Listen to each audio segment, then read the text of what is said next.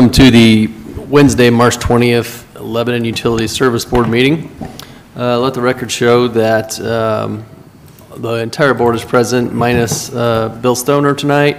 There was a short working session prior at which no formal decisions were made. Please stand for the Pledge of Allegiance. I pledge allegiance to the flag of the United States of America and to the republic for which it stands, one nation, under God, indivisible, with liberty and justice for all. All right, first item on the agenda tonight is approval of minutes from the March 6th, 2019 meeting. Everyone had a chance to review the minutes?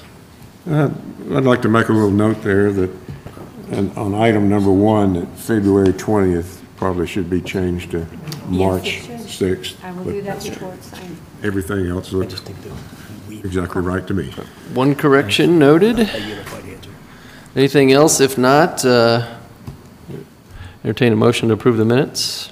So moved. Second. Motion made by Dan, seconded by Aaron to approve the minutes. All in favor signify by saying aye. Aye. Any opposed? Minutes approved. Next item is the year-end financial report. Our CFO, Sandra Morgan, will give a presentation to the board tonight and to the public. Hey, Sandra. Good afternoon, or evening, I guess. So most of you guys, or everyone I think, should have gotten the year-end financials. So all this is us just doing a really quick review, mostly for the public since most of you have seen it already. But we like to do this every year just to kind of reiterate how we're doing. So we'll start with the electric utility. And for 2018, we had operating revenue of $23.2 million, operating expenses of about $22.2 million, with an operating income of about $1 million. We had non-operating expense of $313,000. And what that is it's a combination of the interest we've earned, the interest on this building, and then we do have one outstanding bond with the electric utility, and it's the interest on that bond. So with that, we have a net income before extraordinary items of $737,000. The reason I say that is when we did implement if you look at your financial statements, the new AMI system, we did have to retire all of our meters. And those meters still had some depreciation left on the books. So it shows up and it makes it look like we have a net loss, but that's why it's below the line, the extraordinary item. So if you look at this, technically we had about a $737,000 net income.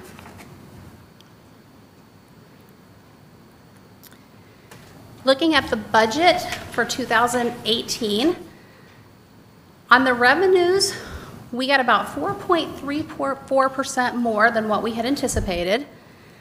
And because most of that ends up being in purchase power and we have to directly buy that power, our operating expenses were over about 2.96%. So overall, we felt pretty good about the budget on that. Looking at our major capital improvements, I'm not going to read all these to you, but you can see here what we have budgeted versus the year-to-date actual. Our big projects were the 69 kV South Loop, and I think that'll be another big project this year. And then, like I said, the automated meter infrastructure, and I believe we have everything installed, but there's a couple things left that they're billing us for. But overall, that project should be finished. So overall, we budgeted about $4.7 million. We spent $3.3 million. So we were about $1.3 million under budget on our capital programs. If we look at our cash reserve trends, you can see our last rate increase was back in 2012. So you can see how our cash is actually growing, and then we have the tracker factor that helps us keep up with that purchase power. So our cash reserves are looking fairly well for the electric utility. The next slide is just a capital history report, and it kind of just shows you year by year how much we've spent. And looking back at 2014, that was the Central and West substation. That's why that was so big. In 2016, 2.8 million of that was the operations building. And then, of course, in 2018, the big projects were the AMI and that 69 loop that we just talked about.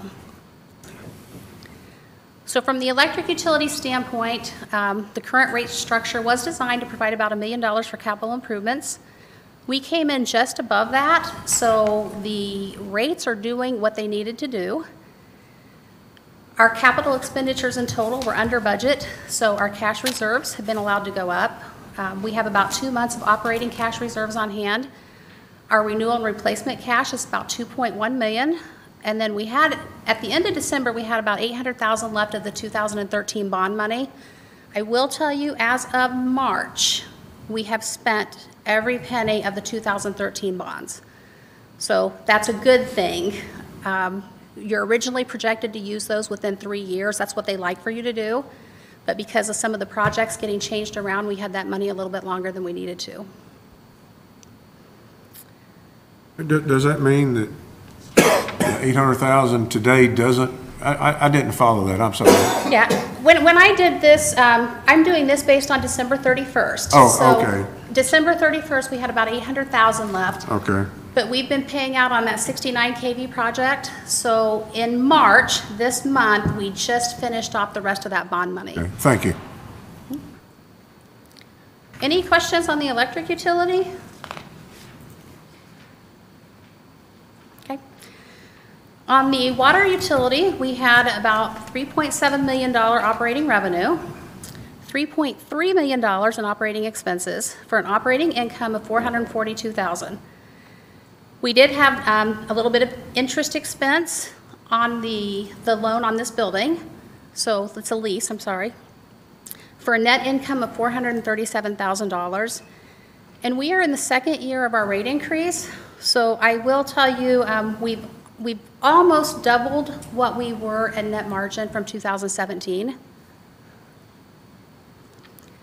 From a budget standpoint, our total revenues were over 14.9%.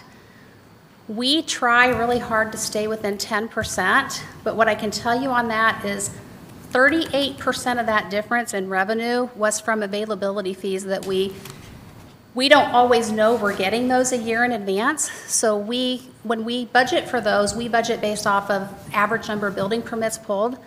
So anything we get in addition to that is really just helps our revenue out, and then we set that money aside for future expansion. So had it not been for that, we would have been about 9.2% over budget, and on revenue, that's normally a good thing. So on our expenses, we were 3.6% under budget, so we felt really good about that. On the water side, looking at their major capital improvements for 2018, it was really, most everything was the work at Sugar Creek. And then we had some work on East Street for about $400,000. In total, though, we budgeted $3 million. We spent $2 million, so we were under budget by about $1 million on the water utility also. There's just a little bit of a picture on the capital projects. If you look at last year, it was similar to this year, and $1 million of that was East Street, so that plus what we spent this year, and then about $500,000 was on Lafayette Avenue. Looking at our water cash reserves, you're going to notice that this number's decreasing every year.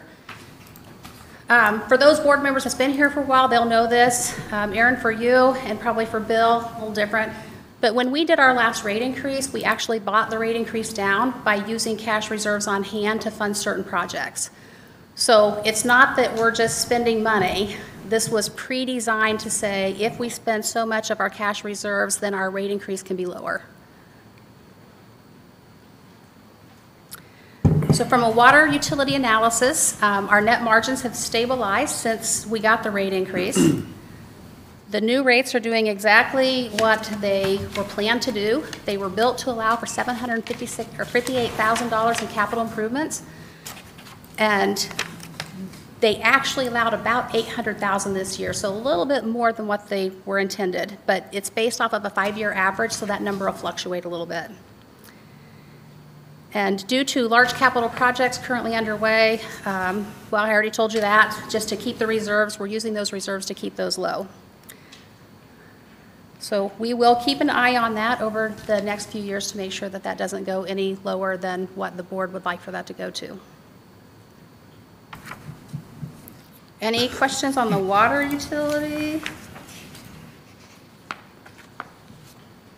Okay. On the waste, well, let me add on the water utility that we did just get all of our approvals and everything done on the SRF loan. So we've been working on that for a long time. Just to let you guys know, we've taken our first 3 draws on that, and we've gotten 2 more in. So as we take those draws, that will increase our bonds payable, and then we'll start the interest on that once we get that fully drawn out. So on the wastewater utility, we had operating revenue of about $5.8 million, operating expenses of $4.2 million, for an operating income of $1.5 million. The wastewater utility has 3 outstanding bonds. We have a 2013 issue, which was a refunding, a 2014 issue, which was also a refunding, and then we have the bonds that we took out last year, so the 2018 bonds. So what you see there, the $400,000, is the interest on those, for a net income of $1.1 million. From a budget to actual standpoint, our revenues were over 11.6%. Again, 45% of that was availability fees that we didn't know that we were going to get. Those essentially came from 2 companies. So, you know, those were quite extensive for us.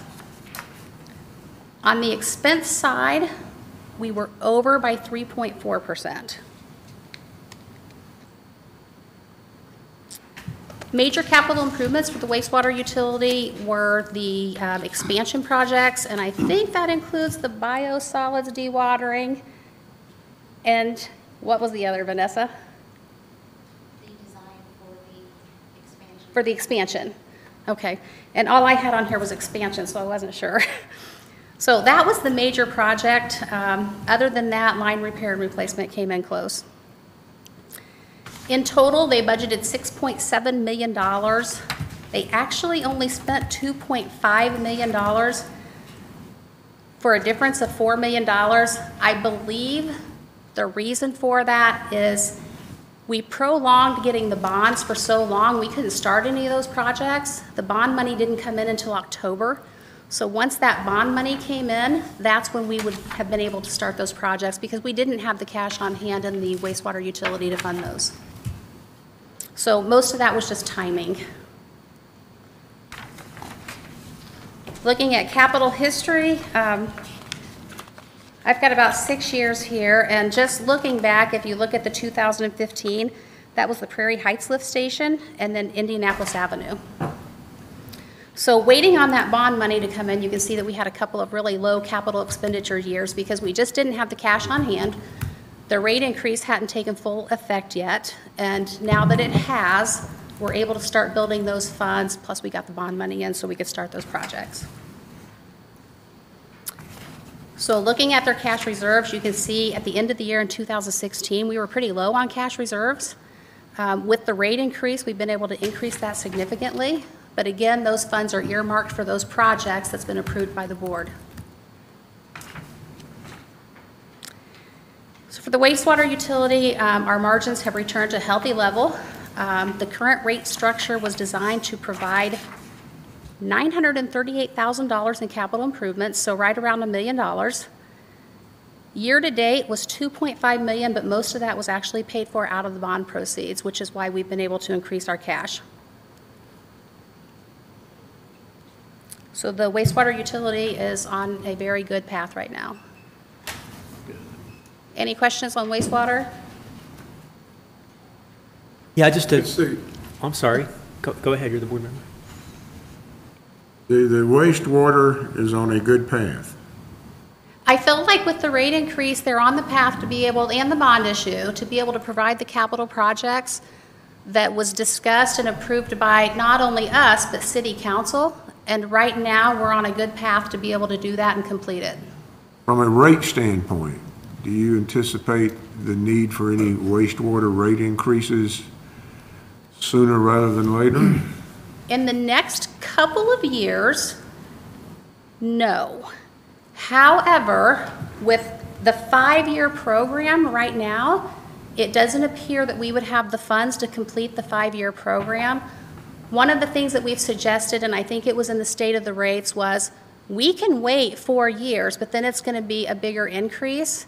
And what we would like to do this year is maybe with the budget, I think I went out and looked over a 5-year period and said, if we just increase our rates by 2% a year, just an inflationary amount, 5 years from now, we would still be good and we wouldn't need anything larger than that. What, can you do the back of the envelope 2%, and how much money would that be? Sorry to spring that on you. Yeah, I'd have to look at total revenues, and then you would have to apply it across the board of, trying to think of what about the total revenues would be. Hang on. While you're calculating, that's all I was going to ask. I just gave the state of the rates address to the city council, and I was telling them about your plan for a 2% rate increase, and also saying that in 2 to 3 years we were looking to do a rate study because we might need a rate increase in maybe the 5-year point or 4-year point.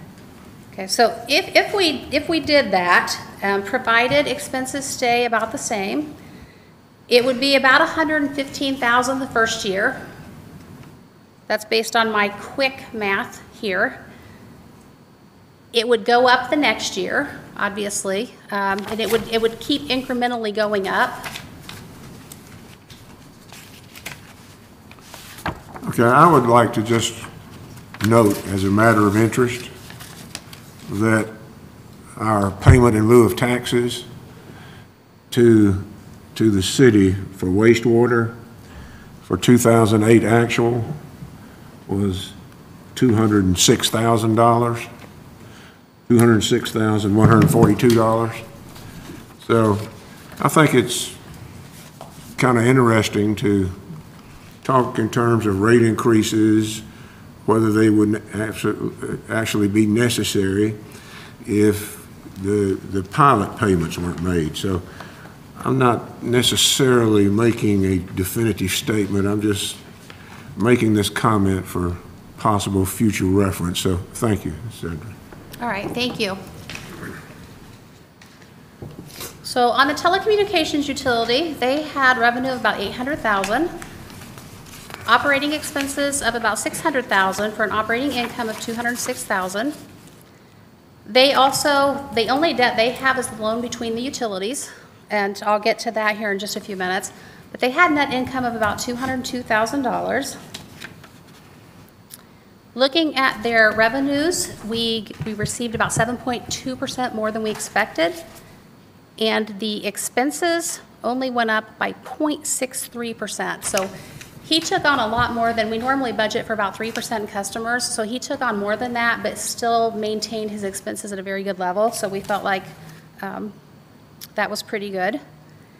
The telecommunications utility, they really didn't have a lot of capital expenditures. You can see there, wireless maintenance and upgrades is about the highest for $8,000.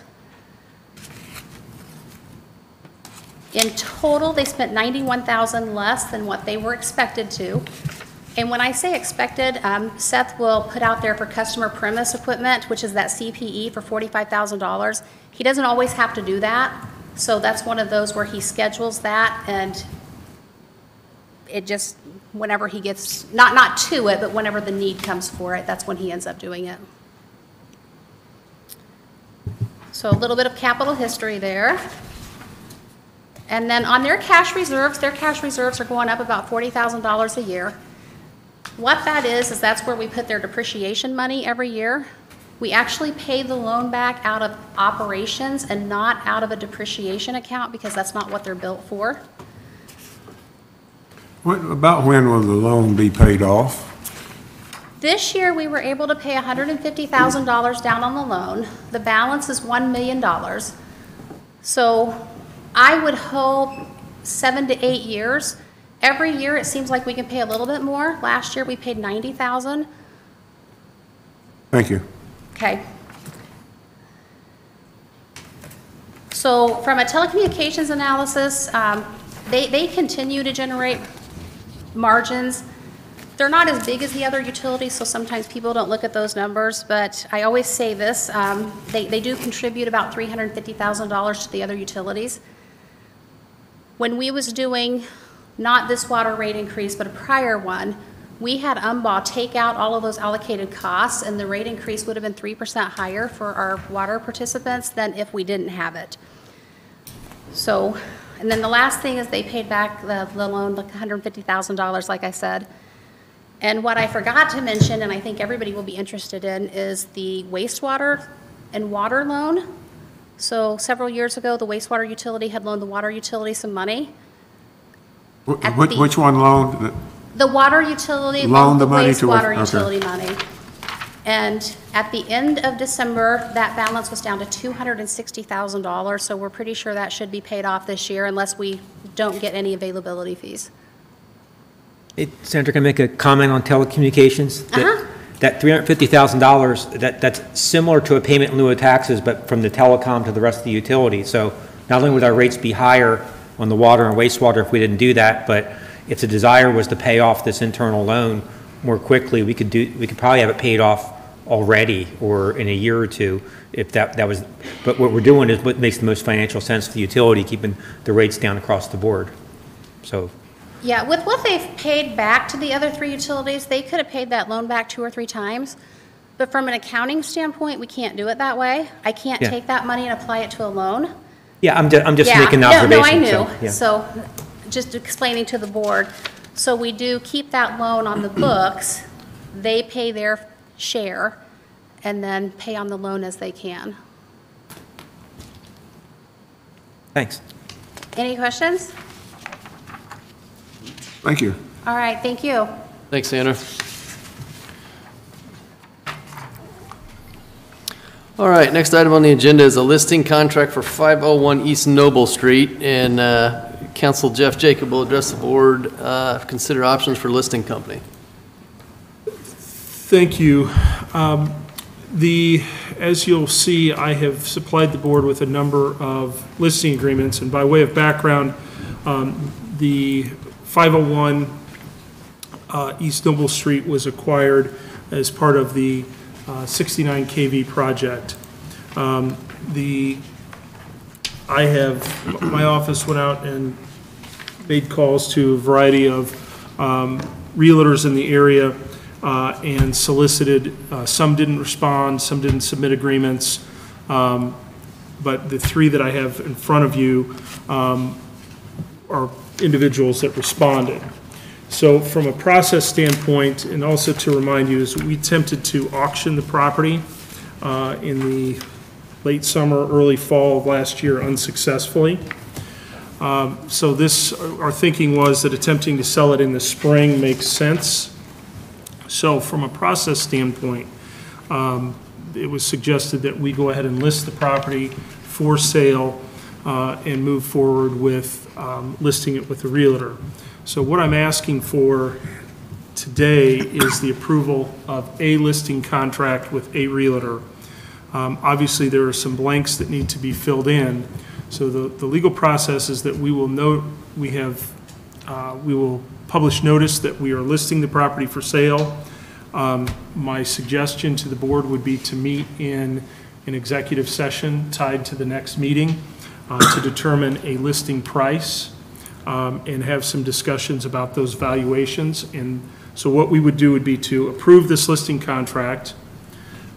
The realtor would give us a suggested listing price, which we would approve in an executive session. We could have discussions about ranges and floors and ceilings, et cetera. If there's anything we do to improve the property, et cetera. And then finalize the listing price and the agreement with the realtor at the next meeting. And then move forward with placing the residence on the market. So a couple things to remember, that this property will have a transmission line easement through the property, and that will change some of the valuation that we saw through the acquisition process. So I'm happy to answer any questions. But that's what I have, or what my request is for the board this evening. So the vote tonight, Jeff, is only for the listing company with details to follow on price, et cetera. Correct, correct. And as you will note, there were, I believe all of the listing contracts were for 6 months. The different, in the way I presented it to the agents, supply us an agreement, the board will consider it.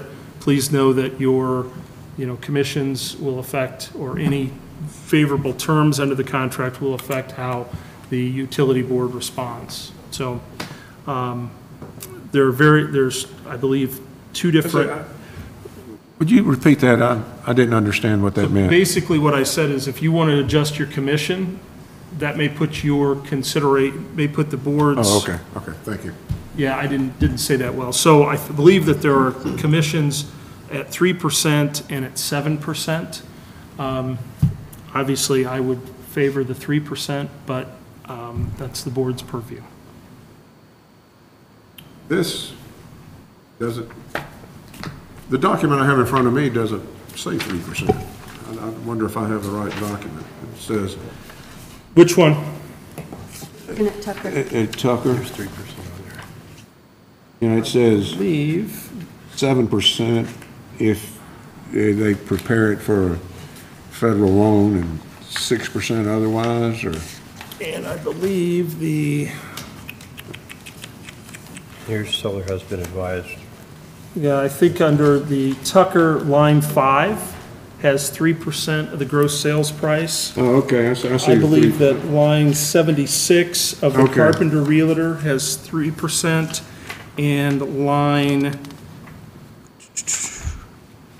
Okay. I had it pointed out to me where I overlooked it. Thank you. gotcha, okay. Thank you. Any other questions for Jeff Thank you. or discussion? If not, I'd entertain a motion on item 5.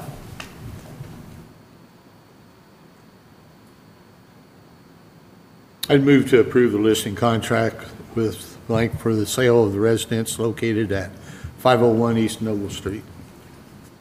Well, I guess if I may intercede, Jim, what I'm looking for is direction. These 3, I guess, major realty companies submitted, and maybe I wasn't clear in that. I would like the board to select one of the 3 examples. I think I solicited maybe 5 or 6, and these are the 3 that we received. So that's what I'm requesting, is which one does the board want to use and move forward with? Dan, do you have an opinion? Yeah, I do. They're all excellent organizations, and I think that we would get great service from all of them, but my recommendation would be Tucker. I would make that into the motion that FC Tucker.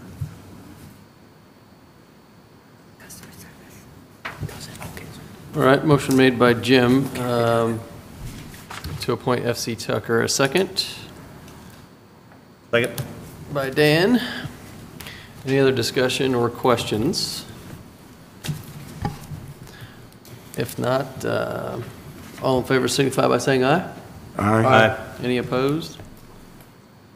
All right, that motion carries. Thanks, Jeff. One just, so then the next step would be, prior to the next meeting, we would have a brief executive session to discuss the pricing, and I would be happy to bring the realtor here to talk about that. That would be my preference. I don't have expertise to talk about those ranges, but I would think we would need about between 20 and 30 minutes for that discussion. Does that match everybody's thought? Yeah, let's plan for that. So what we will do is move forward with notice that we are selling this property. We will publish a notice and then bring the realtor in the next meeting to discuss that and move forward with the listing contract. Make sense? Perfect. Thank you. Right, thanks. Next item on the agenda is the agreement renewal for security engineers. General Manager Ed Baskell will discuss with the board. Yes, hi. The service agreement's in the packet. This is for Nathan, the security guard. Many of you guys have met out front. He does a good job. He's an armed security guard, and I've already interacted with him in the 3 I guess going on 4 months I've been here on a couple different safety and security issues. So I think they do a good job, and it's just time to renew the contract, and it's within the budget. So I'd recommend approval of this contract. Just a little background on security engineers. The utilities assumed the full expense for building security a couple years ago. Is that right, Sandra? And security engineers has been pretty good, and we've had good communication with them, and sounds like everybody's pretty happy with their service. So just some background on that. I think it's an important, necessary service, so. I would agree.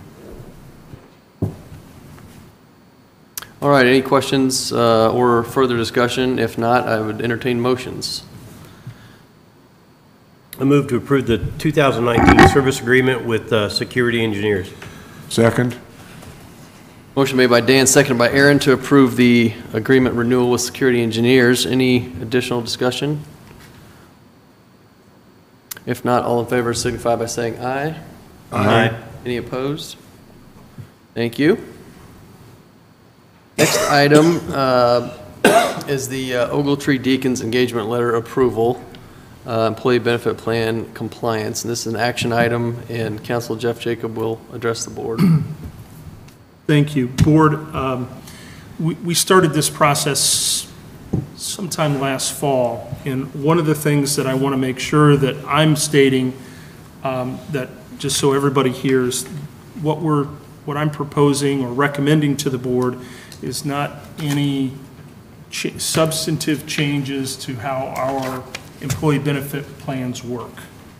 So, by way of background, last year we had a couple of questions about our plan documents and how they were implemented, and Sandra was good enough to catch there was a application versus a history issue on how our plan had been applied. And we weren't real happy with how the language was being interpreted in one of our plans. And we worked through that, I think, to the benefit of some of our staff. So that raised an issue. And you charged me with going back and looking for somebody to analyze our 4 plans. And that was somewhat backburnered because of cost. We were advised after the first of the year by our broker of record that there had been some changes to the IRS regulations related to retirement plans.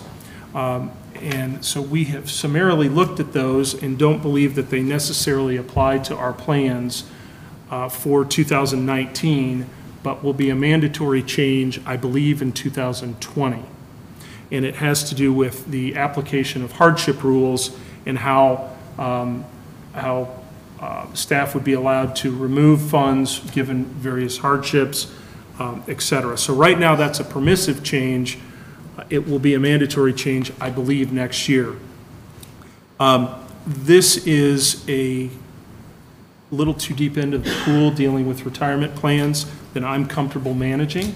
And it would actually probably be more expensive to have me delve into this, teach myself about these plans, than to hire someone who does this on a routine basis. We have dealt with the law firm Ogletree Deakins on a few issues. We have a history with them, and I'm comfortable dealing with them. Patricia Beatty from Ogletree Deakins has tendered an engagement letter last fall and said that, save for the date change on page 2, that she would honor that agreement. We have further gone in and discussed what the scope of her review would be, and what I've asked her to do is to give the plans a once-over and then move forward with making those hardship language reviews to be effective January 1. So she has agreed to cap her services for that review and for those hardship changes at $9,000. She and I did discuss some milestones where she would check in and say, hey, here are some issues that I'm seeing or not seeing before we got too far along in the expense.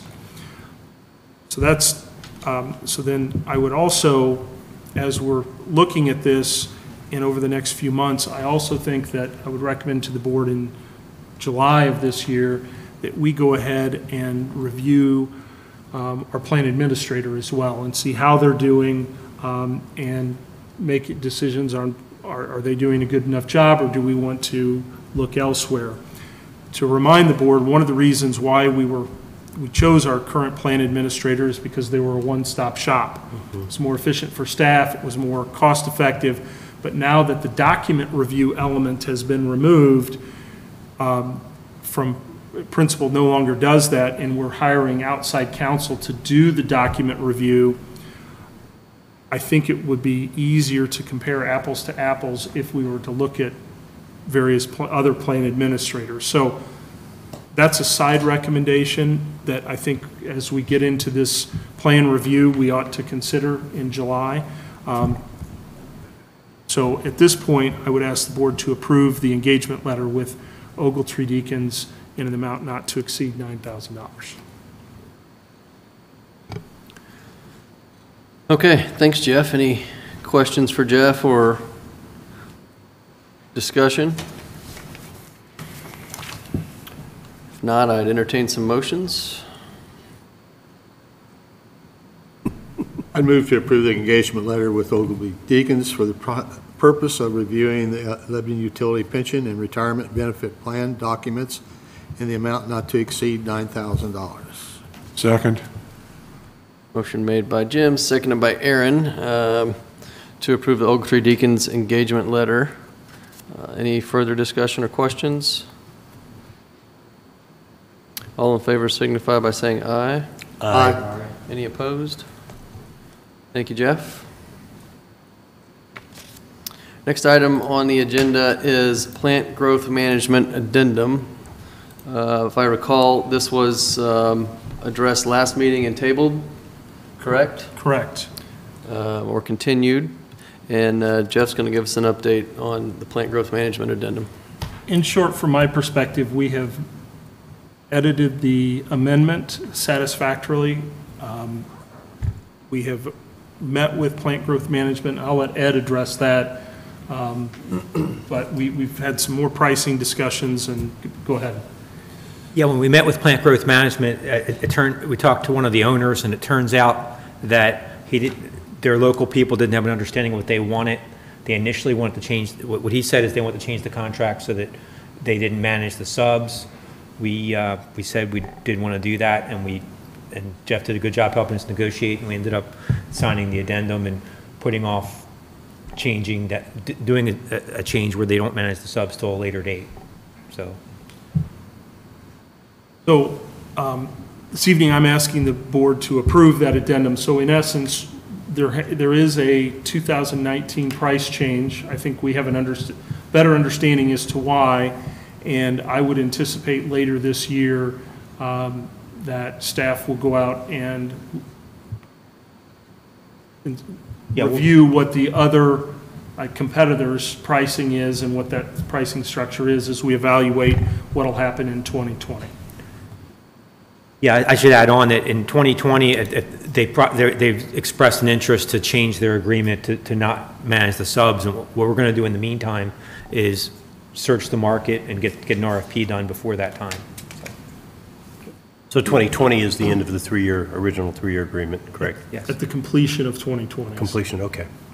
So we're staying within the original agreement with some modifications because they brought some things up in the middle of the contract that they weren't comfortable with necessarily. So we have rejected their contract language changes, and their addendum that you saw at the last meeting reflected some price increases, which we think, given the circumstances, and they do a very good job, and we normally would not recommend this, but we think that getting into a contract dispute at this juncture is not warranted. So I think Ed and I believe that supporting the amendment to the original contract with the price increase is warranted. Yeah, I would agree with that. Okay. Yes. Okay. I have thanks. one question. Will this year's anticipated cost of the agreement addendum be within the $75,000 budgeted amount? I do not know for sure, Aaron, but I do not believe it would be. Because In we had, other words, it would not exceed it? it would exceed. It would, It would exceed It it. would exceed. yeah, our budget was based off of that off of their old prices, so it would exceed it. How much? You know? It was an incrementally, I'd calculate, I don't have it in front of me, but it wasn't they gave us a spreadsheet where it was the cost, an hourly rate for one of their subs, and I want to say I calculated it out to be a very small percentage. Maybe we traded emails on that, Jeff, maybe you have it handy. I believe it's, Aaron, I'll scan my emails here, but from the last meeting, I believe it was less than 5%, but that's my recollection. Thank you.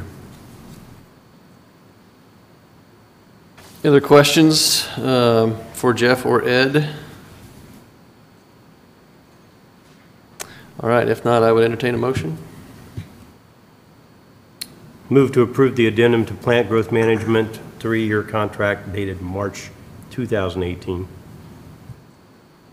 Second that. Motion made by Dan, seconded by Jim to approve the plant growth management addendum. Any other questions? Conversation? If not, all in favor signify by saying aye. Aye. Any opposed? All right, thank you, guys. Next item on the agenda is approval of claims. Everybody had a chance to review claims? If not, if there aren't any questions, I would entertain a motion to approve the claims. I make a motion, we approve the claims. Second? Motion made by Jim, seconded by Aaron to approve the claims. All in favor signify by saying aye. Aye. Any opposed? Thank you. Next item is any other business that comes before this board. I believe Ed. Yeah, let me introduce a couple of my people that are here today. I have Sam Messenger for our meter reading department, who I must say I didn't recognize right off the bat when I came here because he was dressed in his work clothes before, and he cleans up very nicely, I should say, and Danielle Butts. And what we have here is an informational presentation that's good information for our public on customer service, and I thought it'd be good to give it to the board. And we're probably going to loop it on the website and put it on YouTube so that some of this information can be out there. So with no further ado, I'll let my people talk. Hi, how's it going? Thanks, Ed. Thanks for everybody allowing us to be here again. I'm Sam Messenger, and this is Danielle Butts. Danielle's a customer service representative up front. I'm a 4th-year meter tech apprentice, so I've been doing this a while, and this is probably my favorite part of the job is actually being able to communicate with the customers and try and help them out on their bills and help them out. Just anything that you can think of to try and reduce the costs and kind of give information to the public. So thank you again for giving us this opportunity. As we have here, this is the first slide we have. Our services include, obviously, electric, water, wastewater, and eye lines. We bill for other things for the city that you'll see on your bill as well. If you have any questions or anything, anybody on the board, go ahead and shout them out. And then anybody with the public that's here has any questions, we can definitely help you out with that if you come into our office during office hours or call us on the phone, 482-5100. Our rates, you can see there where our electric rates are. It's an $8 charge per month. We are actually one of the lower, when we start comparing utilities around the area, we're one of the lower charges on your base rate, which we're kind of proud of in the metering department, and that really helps out our ratepayers as well. You can see the kilowatt per hour usage. That's how we bill, and that's how we factor our metering. So you'll be able to see that. And I put over there for reference an 18,000 watt electric furnace, which was used quite a bit this winter as it was pretty cold there for about, I think we had the coldest stretch of 13 days in about 25 years. So for reference anyway, that uses about 36 kilowatt hours per day, which comes to around $110 per month. Just in your electric furnace, so that doesn't include everything else that's going on as well. So you can see the billing there. We have 3 different phases that we bill. The first is at 300 kilowatt hours. When you exceed that, then we move on to a different rate, which is about 9 cents per kilowatt hour. And then over 1,000 will obviously be that 8 cents, around 8 cents per kilowatt hour there. The water rates, these are our basic water rates, and we have another step rate there for water usage as well. The first 500 is $5.87. I won't bore you with the rest of that. You can kind of see that as well. Each user should pay the minimum monthly charge in accordance to the rates. That includes a normal residential service, has either a 5/8 water meter or a 3/4 inch water meter. And the minimum charge for that is 300 cubic feet, which comes out to $17.61 per month. Now, I didn't include a wastewater slide on this because the language can get pretty confusing.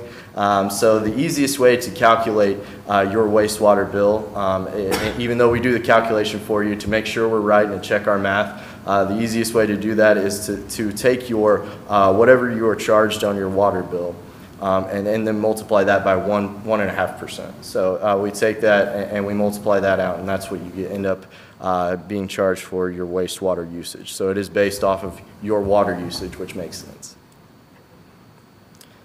These are some of the frequently asked questions we normally get, just as meter techs when people have questions, and the girls in the front office as well. If I'm unable to pay my extension or pay my bill within 14 days, is it possible to get a payment extension? The answer would be yes. Come in the office. Our girls are willing to work with you. And I would also like to point out that I have this in a later slide, but it is on a case-by-case basis. If we have someone coming in, constantly every month trying to get a payment extension, and then sometimes it may fall through, you may not get that payment extension every single time. I'm on a fixed income. Can I change my due date to make sure it is after my check? Unfortunately, we can't change due dates. What we would do is we would encourage the person to try and get on budget billing. There are some stipulations to budget billing, which I'm going to mention in here in a little bit. And so that can be kind of a hurdle for some people in our community. But that is the number one thing we'd like to encourage. Also, if you're on Social Security, you can bring in your Social Security information. We can take a look at that. We can also tag that on the account, make a note of that, and that way we can not officially change your due date, but make sure we have that noted on the account that the payment will be in as soon as you get your payment from the Social Security company, or the Social Security, your Social Security check in. Then you can make that payment as well. So it's not officially changing your due date, but it's kind of helping the customer out as well. This is my favorite one. Do the meter readers really read my meter, or do they just take a guess at what my usage is? Unfortunately, I wish it was that easy that we could just guess everybody's usage every month, but unfortunately, that is not what we do. We did just do an entire meter change out for all residential meters, and the majority of our large power users as well. So we do have the new smart meters, is what a lot of people call them and what a lot of people know them by. Now, that is not to be confused by, we know exactly what's going on in your home every single time, every single moment you use something or you turn something on. That's not exactly how we do it. We do get a readout of what your usage is by the hour. So we can tell if you have an electrical spike going on here in your house, that you may have an issue with the water heater turning on at odd hours of the day, or your furnace turning on at odd hours of the day when you're not home, or when you have something turned down. So we can tell that. Water usage as well. We can go back the past at least 3 months and tell your water usage for every hour on the hour. So if you have a question of how if you're questioning your bill, we can go back and provide proof that you actually did use the power that you used. So that is definitely my favorite question. And then this last one here is, I water my lawn a lot in the summer. Is there a way I can get a break on my sewer bill for the water that I use? And the answer is yes. If you water your lawn a lot, most people know about this, but some people do not. We offer 2 different types of sprinkler meters that you can have. They are, the first one is a disc style that looks a lot like the same water meter that you have at the pit in the front of your house. This one is $75, and then we have a different one if you have a plumbed-in sprinkling system. We have the option to where you do not have to have this one removed in the winter. You don't have to worry about it freezing and cracking. It's a little bit more expensive. It's about $275. So we do offer 2 options for a price break on the sewer part or the wastewater part of your bill for the water that you use. Assistance options. Here's what we would normally run through with our customers if they have a question about getting assistance on a bill. We first would suggest budget billing. Like I said, this is the best thing for us, and this is the easiest thing, I think, for the customer. And to be placed on budget billing, you have to have lived within your residence for the last year. Then once that that criteria is met, our billing department will go back and actually average out what you've used in the past year, and then that is how we come to your actual budget. So that is the way the number one thing that we always suggest when someone has an issue with paying their bill. A payment extension, that is what I mentioned earlier. You come into the office, you talk to the ladies up front, and then you sign a payment extension with an exact date of when you will pay your bill. Another program that is local, you can actually go to the community access, greater action of community action of Greater Indianapolis. That's what it is. It's at 1600 West Main Street. They're our local area representative for the Energy Assistance Program. We'll talk a little bit about the Energy Assistance Program here in a second, so I don't want to get too in depth with that. But that is a good local program that can help us out if you're having trouble paying your bills, they can help out. Other local community groups include Center Township Trustee, the Caring Center Project Help, and Love Incorporated. Those are just a few. Also, we recommend going to your church if you're a member at a local church in town. A lot of the local churches are willing to help out their members as well. This is the worst part of our job. I think I speak for about everybody when we talk about this. So I'm going to go ahead and let Danielle start this slide off by reading what she wanted to talk about. So I wanted to let you guys know what the Energy Assistance Program is. So it's a program that customers can enroll in, and they'll get state-funded assistance for gas and their electric bills. So when you sign up for energy assistance, once you get approved, you enter into a moratorium. That moratorium is from December 1st till March 15th, which means that we can't shut off your electricity use or your electricity until that moratorium is over. We still, however, can turn off your water to get the payment if a payment has not been made. We do have several customers who have not made any payments during that moratorium because they got that assistance and they knew that rule. So we just kind of want to remind people you are responsible for any past due bill that you have, and failure to pay or come into our office and talk to one of us will result in disconnection of their services. Then we just have a few stats there and the criteria that has to be met for someone to be disconnected. They have to be at least 14 days behind on payments, and the service will not be turned back on until payment is made on that bill, and a $40 disconnection fee of non-payment per meter on their house. So if they have 2 electric meters and a water meter, then it would be $120. So that is also what we have to do as well. And then I made a side note just because I thought this was interesting. In 2018, there were 1,040 disconnects and a reconnection rate of 78%. So of those 1,040, 78% of people came back in. Now you can look at it one of 2 ways. You can look at 78% of people wanted to come back in and get their utilities turned back on, or you can look at it as 22% of people we never see again and go into the collection services. So I think those are actually pretty good numbers, and I don't really have anything to compare that to locally, but I think that that is actually pretty good numbers, and you can see there that it's actually 2% higher than it was in 2017. These are just some electric conservation tips, just some things that people don't normally think about that I thought I'd throw in there. You can adjust your thermostat when you're leaving. A lot of people think that it's going to cost you more money if you turn your thermostat all the way down when you leave in the summer, or if you or all the way up, I'm sorry, when you leave in the summer to about 75 degrees or higher. Really, it doesn't cost you any more money. The initial kick-on is going to happen whether you're at home or not, so it really doesn't matter. So in the summer, we make sure to turn your heat or your air conditioning all the way up, so your air conditioning isn't constantly running while you're not at home. We also recommend the opposite in the winter, obviously. Buying energy efficient appliances. As appliances go bad, which as homeowners and everyone, we know that always happens, so it's inevitable. So when you replace an appliance, we recommend looking for the Energy Star logo on the appliance that you're going to buy.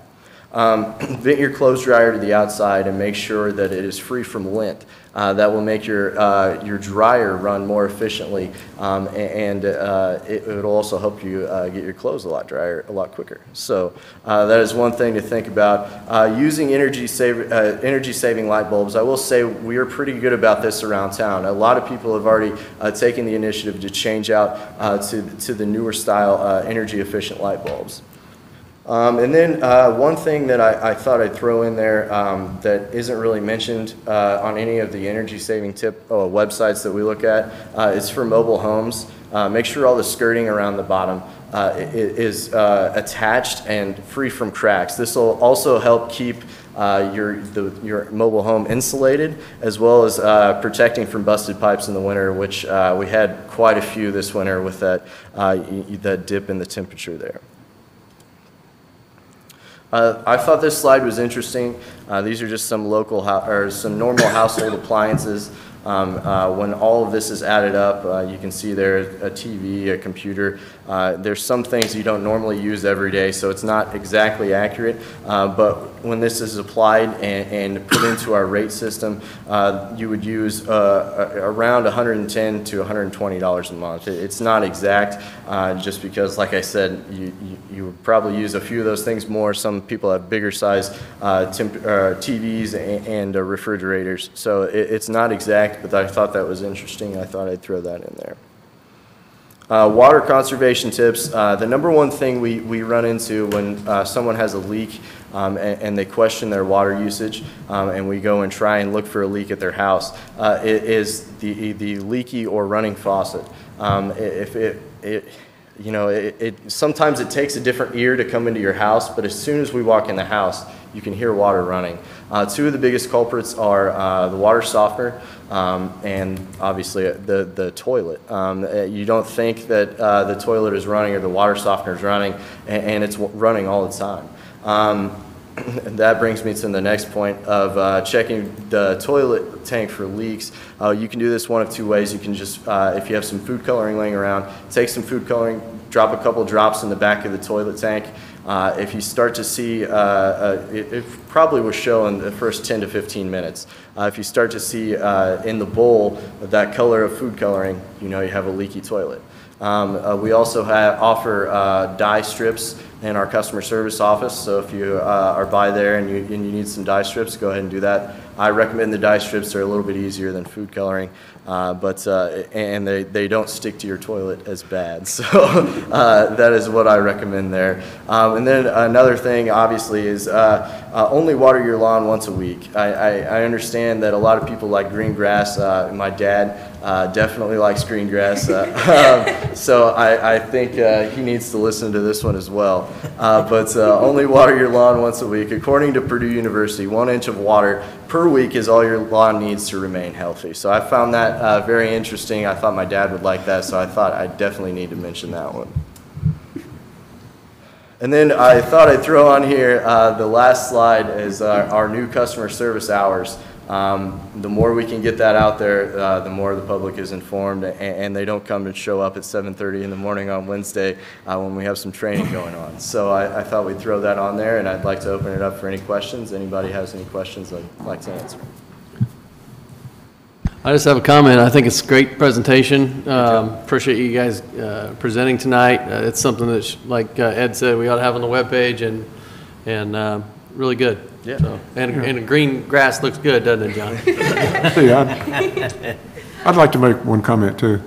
We made a significant investment in new water meters, but part of that investment is computer technology that identifies spikes in electric usage and water usage. And, I've been told that if a customer has a utility bill that's higher than expected, that he can go to you folks and find out at what time this particular spike occurred, and that can help the customer identify what their problem area is and solve it. Is that a correct? That is definitely correct. We can pull up. We actually have a lot of data saved. The easiest would be if you can narrow that down to a specific day or a week. We can pin in on that pretty quickly. The electric is the newest addition that we have. We haven't quite done the water where we can actually look at it on the computer, but we can manually go out to those meters, actually log on or hook on to those meters with our handheld devices that we have, and we can go back 3 months. We can even go back the life of the meter and tell you exactly what your water usage was every single hour on the hour. Oh, really? Yeah, and with some meters in town, we can actually, electric meters that is, with some electric meters in town, we can even break it down into 15-minute increments. So it just all really depends on what you want and how you want it, and we can slice it up for you. Yeah, I just want to say thanks. You did a great job, and I want everyone to know Sam Messenger did this PowerPoint all by himself. I mean, to me, it was difficult for me learning PowerPoint, and he's a meter reader and doesn't work in the office very much for us. He's out in the field, and I'm just very impressed, and I'm going to probably, he's probably going to be sad he did this, because I'm going to have a lot more work to do. All right. All right, thank you both. Appreciate it. Thank you. Thank you. All right, any public comment or question tonight? Okay, it looks like the next board meeting is scheduled for April 3rd. I know that's possibly a conflict for some of us, so we might have to look at that. But if there's nothing else, we will, I'd entertain a motion to adjourn. I'll make a motion, we adjourn. Second. Motion made by Jim, seconded by Aaron to adjourn. All in favor signify by saying aye. Aye. No opposed. Thank you.